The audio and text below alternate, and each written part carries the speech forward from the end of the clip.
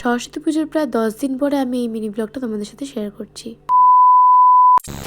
Hello everyone, this is Dipanwita and welcome back to my another mini blog. তো আজকে সকালবেলা একটু তাড়াতাড়ি করে উঠে আমি এখানে হলুদ টলুদ মেখে স্নান করে নিই।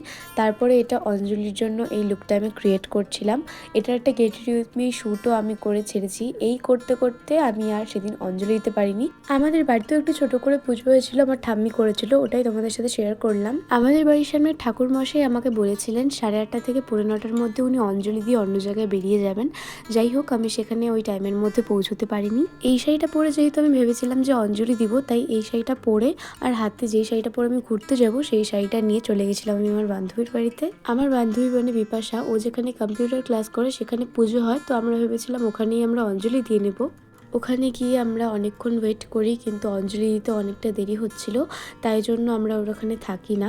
আসলে বাড়িতে আমরা একটা টাইম দিয়ে এসেছিলাম যে এই টাইমের মধ্যে অঞ্জলি দিয়ে এই টাইমের মধ্যে আমরা ঘুরে বাড়ি চলে আসব।